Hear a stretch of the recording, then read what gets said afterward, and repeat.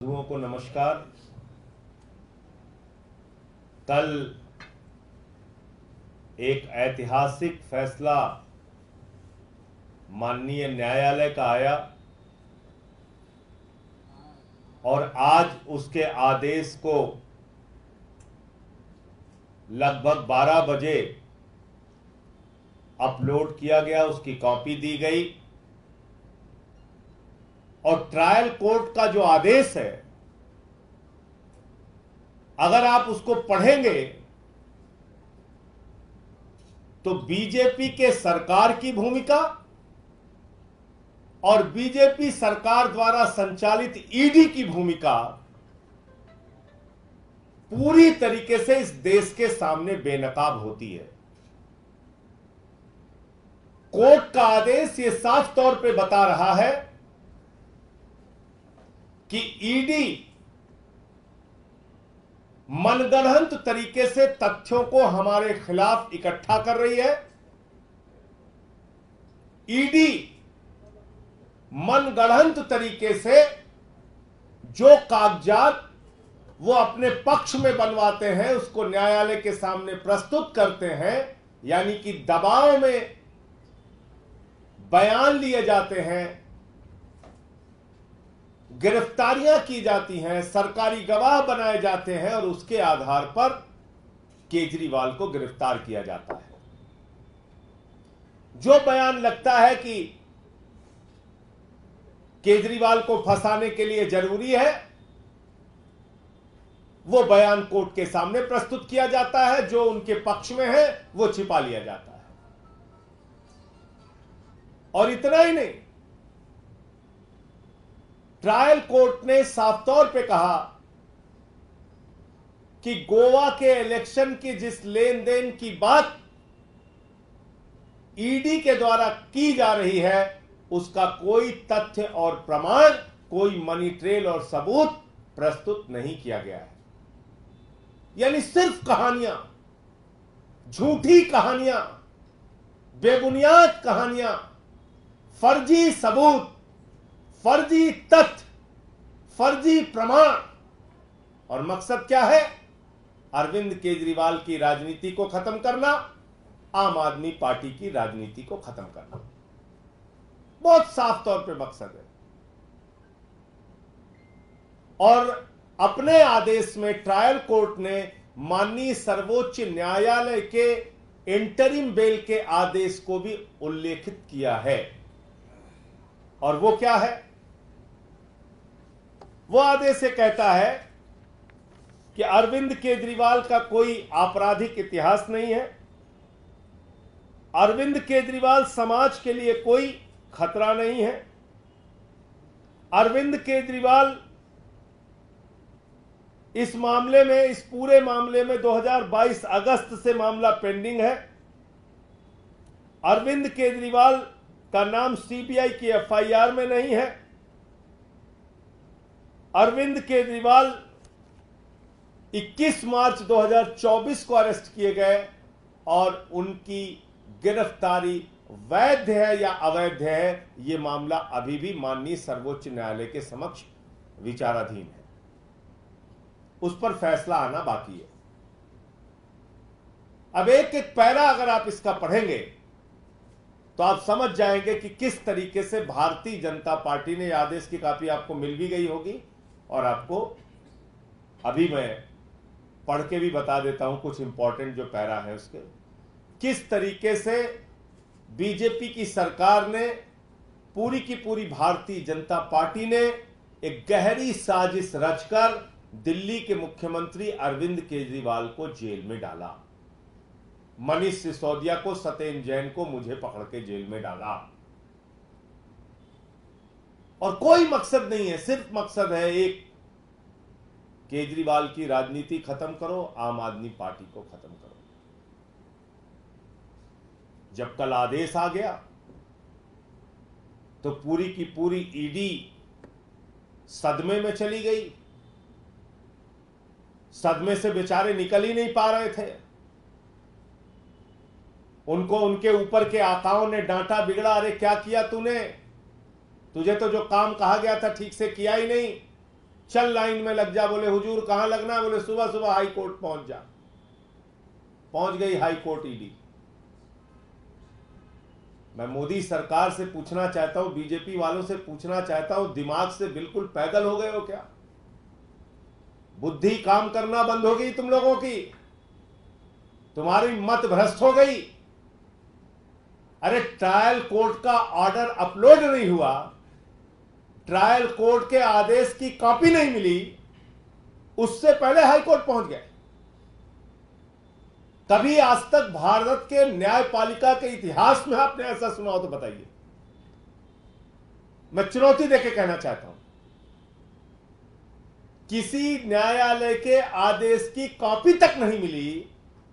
आदेश में क्या लिखा है यह जज साहब को मालूम ही नहीं है, ईडी को भी नहीं मालूम है, और उससे पहले ईडी हाई कोर्ट पहुंच गई कि साहब केजरीवाल की रिहाई पर रोक लगाइए। ये क्या हो रहा है इस देश में? प्रधानमंत्री जी, क्या आप ऐसे देश की न्याय व्यवस्था चलाएंगे? अपनी जांच एजेंसियों को इस तरह से कानून का माखौल उड़ाने के लिए हमेशा आगे करते रहेंगे? इन जांच एजेंसियों के पीछे खड़े होकर आप कितने घिनौने खेल रचना चाहते हैं प्रधानमंत्री जी? कल तक बीजेपी वाले कहते थे देखो बेल नहीं हुई, देखो बेल नहीं हुई, देखो बेल नहीं हुई। अब बेल हो गई तो बगैर आदेश के उसको रुकवाने पहुंच गए, बगैर आदेश के रुकवाने पहुंच गए। और मैं समझता हूं कि माननीय हाई कोर्ट निश्चित रूप से इस बात का संज्ञान लेगा कि ट्रायल कोर्ट के आदेश में क्या क्या बातें लिखी गई हैं और किस आधार पर अरविंद केजरीवाल जी को जमानत दी गई है। उनके जमानत का एक मजबूत पुख्ता आधार है, और यहां तक कि माननीय सर्वोच्च न्यायालय के मुख्य न्यायाधीश को भी ट्रायल कोर्ट की जज ने अपने ऑर्डर में उनके कथन को लिखा है। और वो कथन क्या है सीजीआई महोदय का? देश के मुख्य न्यायाधीश ने ट्रायल कोर्ट्स और डिस्ट्रिक्ट कोर्ट्स के जजों का एक सम्मेलन जो हुआ था उसमें कहा था मुख्य न्यायाधीश महोदय ने कि ट्रायल कोर्ट में बेल के मामले में लोगों को निर्णय नहीं मिल पाता, जिसके कारण हाई कोर्ट और सुप्रीम कोर्ट के पास बहुत सारे बेल के केसेस पेंडिंग हैं। तो ये चिंता जाहिर की थी देश के मुख्य न्यायाधीश ने भी कि ट्रायल कोर्ट्स के पास जो अधिकार है बेल देने का, वो शायद सही तरीके से अगर सदुपयोग हो उसका, तो इतने मामले पेंडिंग नहीं रहेंगे बेल के हाई कोर्ट और सुप्रीम कोर्ट के सामने। उसका भी उल्लेख अपने ऑर्डर में किया है। अब जो सबसे इंपॉर्टेंट पैरा है 28 इस ऑर्डर का,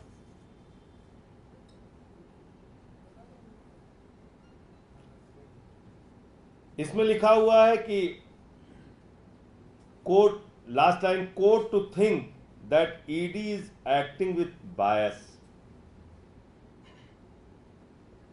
इसमें एक और चीज लिखी हुई है कि ED has failed to clarify as to how much time is required for tracing out the complete money trail.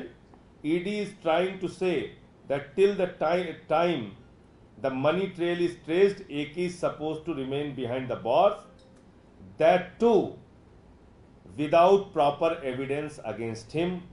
Just said this submission is not acceptable. ये पैरा 24 में लिखा हुआ है कि ईडी जो है ये भी बताने के लिए तैयार नहीं है कि उनको मनी ट्रेल का ट्रेसिंग करने में कितना वक्त लगेगा, और वो चाहते हैं कि तब तक अरविंद केजरीवाल को जेल में रखा जाए जब तक कि मनी ट्रेल मिल नहीं जाता।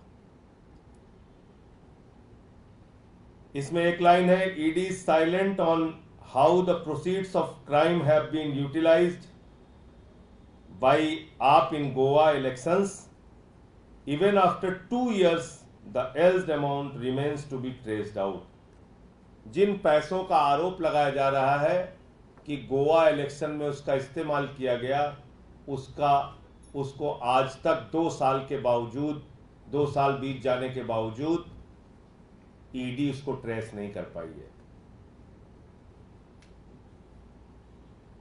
एक इसमें और ये पैरा 26 का पॉइंट था जो मैंने आपको बताया। पैरा 27 में लिखा है, material was available with ED since July 2022 but AK was called by ED only in August 2023, shows malafide of ED and ED has failed to answer this objection। ये कह रहे हैं कि जब आपके पास जुलाई 2022 में आप कह रहे हैं कि मटेरियल हमारे पास सफिशिएंट मटेरियल था, सबूत था, तो आपने अगस्त 2023 में अरविंद केजरीवाल को क्यों बुलाया? इससे कहीं ना कहीं ईडी की दुर्भावना, ईडी की मंशा जाहिर होती है और उनकी गिरफ्तारी ठीक चुनाव से पहले, 2 साल से आप इन्वेस्टिगेशन कर रहे हैं, उनकी गिरफ्तारी ठीक चुनाव से पहले हो रही है।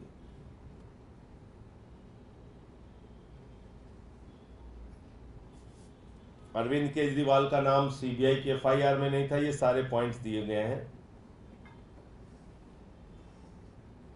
तो कुल मिलाकर ये इसके कुछ मुख्य बिंदु हैं और बाकी मैं आपको ऑर्डर की कॉपी भी आपके पास होगी, नहीं तो मैं दे सकता हूं।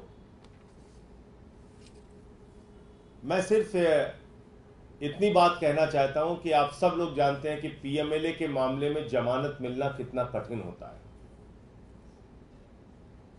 और जब नियमित जमानत मिलती है तो उसकी बुनियादी शर्त यह है कि जज इस बात से, न्यायाधीश इस बात से संतुष्ट होना चाहिए कि जो व्यक्ति है, जो आरोपी है, वो निर्दोष है।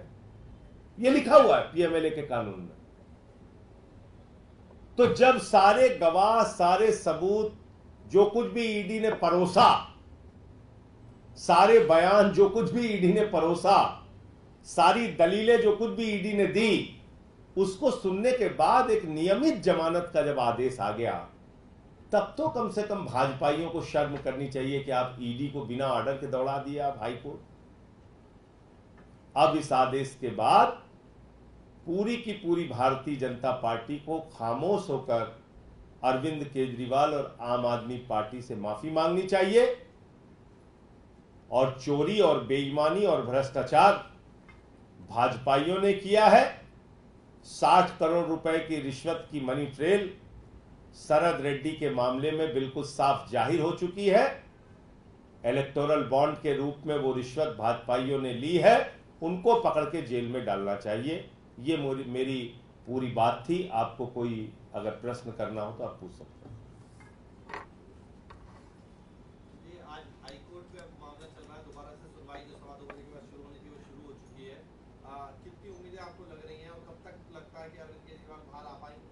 देखिए, मुझे लगता है कि जिस तरह का आदेश है ट्रायल कोर्ट का, इस आदेश को देखने के बाद ईडी के पक्ष में कहीं से भी कोई फैसला आएगा ऐसा मुझे नहीं लगता। और माननीय उच्च न्यायालय भी इन बातों को जरूर देखेगा।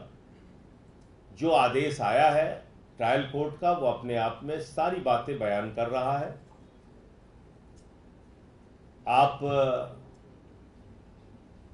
कुछ कागज केजरीवाल के खिलाफ बनवाते हैं गिरफ्तारी के बाद, और उसी को आधार बनाते हैं उनकी गिरफ्तारी का। एक व्यक्ति को, एक व्यवसायी को पकड़ते हैं, 4 महीने, 5 महीने, 6 महीने जेल में रखते हैं। उससे पहले के 10 बयान लेते हैं जिसमें केजरीवाल का जिक्र नहीं है, अंतिम के 2 बयान लेते हैं जिसमें केजरीवाल का जिक्र है। उसके बाद उसकी जमानत हो जाती है, बाहर हो जाता है। तो ये सारी बातें हैं, और हम लोग तो पहले से कह रहे हैं कि ये मामला ही पूरा झूठा है। कोई सबूत इनके पास नहीं है, 1 पैसे की मनी ट्रेल इनको नहीं मिली है। तो इन बातों को माननीय हाई कोर्ट भी जरूर देखेगा, मैं ऐसा मानता हूं।